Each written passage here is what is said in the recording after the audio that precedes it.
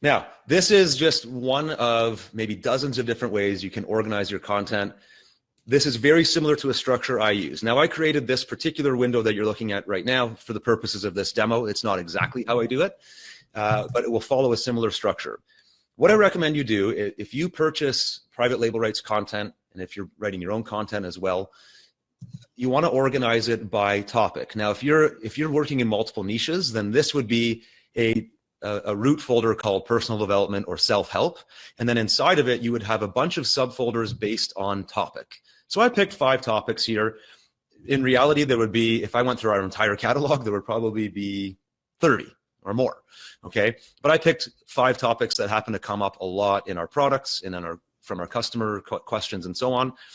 And that's what you'll want to do as well. So for example, this week, if you're on our list, or even if you're a member, we have a freebie called Optimism Tips, something like that. I don't remember the exact name.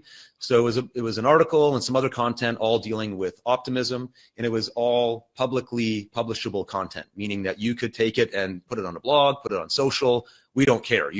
We don't force you to sell it or lock it down like we do with our ebooks and our audiobooks, as an example. So you could either create an optimism folder in your self-help root folder, or I might put this under a larger thing called mindset. And mindset there's a number of different approaches to mindset. So I might create a subfolder inside of here called optimism, okay? So here's what I did is I focused on confidence, and I said, okay, I'm downloading a bunch of PLR, I'm buying stuff from, who knows, different PLR vendors, maybe I'm hiring ghostwriters to create content for me. And this stuff is gonna be used in one of 2 ways. Stuff I sell, which I call premium, and stuff that I use publicly to drive traffic to my website or to nurture traffic that comes to my website, public, free stuff, right? So in the premium folder, what I did was I went ahead and at Tools for Motivation, we sell full products. We also sell content bundles and tip sheets as well, but our full products actually have content designed for you to sell, ebooks, audiobooks, and so on. So what I did was I organized it by the title of the product. So there's a product called Be Bold. There's another product called Confident Choices. So whatever the title of the PLR you're buying, I would normally name the subfolder something like that. So Be Bold came with an ebook. So that ebook has a Word doc version, and it comes with some graphics and cover art. And you can see how I can quickly, using this folder structure system, find the assets related to confidence, related to premium content, so stuff I can sell, and I can quickly see that I've got an ebook called Be Bold and another ebook here and an audiobook for this one as well called Confident Choices. So right at my fingertips, I could pop these 2 Word docs open as an example and have 2 6,000 word documents open on my desktop, 12,000 words in total, a whole bunch of content that I could mix, match, merge, add some of my own material into, maybe hire somebody to do that work for me, and have an entirely new customized package all about confidence. And that's right here at my fingertips. Now, in this case, this one also had an audiobook, whereas this one didn't, right? So I might want to think creatively about how I use this content. Maybe I ignore the audio for now. If I'm going to be blending those 2 together, who knows? Maybe I need to get this ebook narrated into audio, so I also have an audio version of it. But you can see quickly how this stuff can work very, very well for you. Same thing goes with the public. So I need to do some blogging, or I need to do, like on Chad's slide, we're talking about all these different things. We're talking about guest blogging and posting to social sites. I have a little method I'm going to share today called publishing your content on download pages. I can pull stuff out of here as well from the same package. So Be Bold actually came with a bunch of articles about confidence. Now I'm allowed to publish these on a blog. I'm allowed to publish these on guest blog posts. I can go and take snippets of it and put it up on Facebook or on Instagram, or really anywhere I see fit. We're going to talk about some slide sharing and document sharing sites as well. So I've got articles I could share, and here I've got posters that if I want to go to Pinterest and put something up, it's right there. The Photoshop version or the PSD version of it is right here.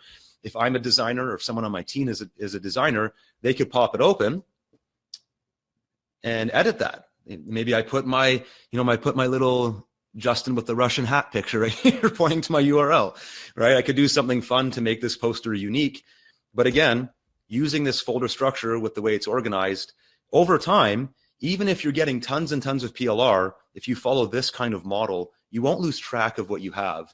For me, the premium and public approach is the best. So it goes topic, premium, public, and then the names of the products within. Okay, that's just a kind of a summary. It's worked. This kind of system has worked extremely well for me personally. And again, we've been in the PLR business for 9 years now almost.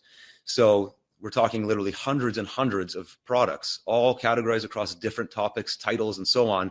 I use an external hard drive in a similar structure to what I've showed you right here, and I can quickly see and find all of our content from all the years and pull it into different bonuses I'm creating, new offers. I might do an email broadcast where I pull some old content. It's all there for me, and it's all organized by title and topic, and it's super easy to find. I'll often see stuff in here that I've totally forgot we had, but because I have this folder structure, I don't lose any of it. That's the key. Decide once and for all what your folder is going to be, where it's going to be, cloud drive, hard drive, external hard drive, and then organize it in subfolders, and you'll never once again forget where your PLR is. If you don't use it right away, that's fine, but at least know where it is for your assets folder. Hopefully that makes sense, Chad. One of the questions that were coming in was about what happens if something fits into multiple topics? Then you may want to put it in both. However, so like the optimism one might fit under, if I had a mindset one, but I also might have positivity as another one. So optimism could fit under both. I would either file it just in one of them or in both locations, but then maybe you'll have to use some kind of folder naming systems, put like a number 2 beside it so that you know that it's in 2 locations. I wouldn't worry about that too much. That's kind of worry about that when you start getting so much PLR and you've collected so much stuff that you're worrying about doubling up. Yeah, exactly.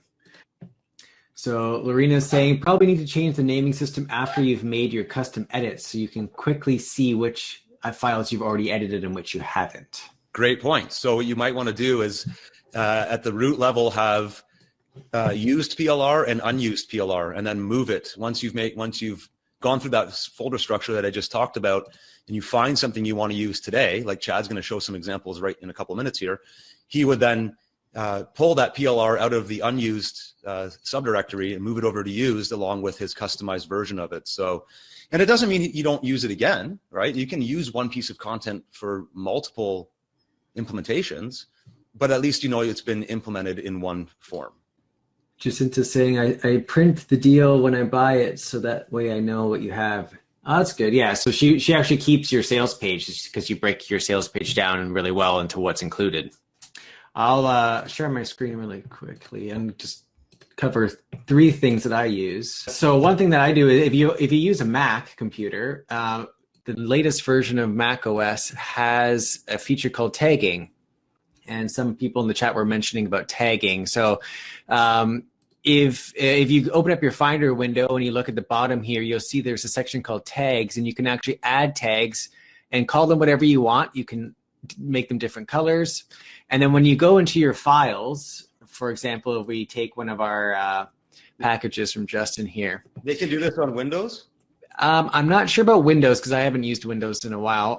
I'll see if there's a software for Windows that you can do this, but for Mac it's built in, so it's included. So if you go into your package and you see this file, for example, you want to rename this or tag this with personal development, all you do is right click on it and you go to tags, and then you can type in tags. So here's all the tags that I have set up. I have self-help and personal development. I can choose both if I wanted to. I can choose tools for motivation if I tag that so I know where it's coming from. And you'll notice that there's little circles here now that show what your tags are.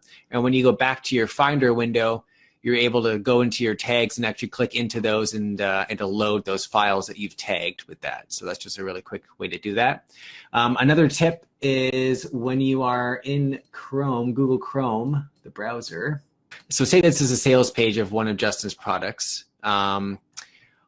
First thing you can do is you can right click the page and go save as, and that will actually let you download this entire page, all the code and HTML that's on this page, just to have a backup of it. But some of the formatting doesn't stay nicely. So one of the plugins I use that's free is called full page screen capture. I'll put the link in the webinar chat. This is a free plugin where all I have to do is click on this one button in my browser, and it will actually scroll through the entire page and save it as a graphic. So now I can right click on this and save this to my hard drive and have a full recollection of what was on that sales page. So, and I'll save that usually into the folder of where I downloaded the product file. That's an amazing. I had no idea. I'm writing this down. This has saved me so many times when I've gone and the sales page is gone or isn't available anymore, and just being able to view it with the formatting of exactly what they said, as well as the fine print if you need that too. Awesome.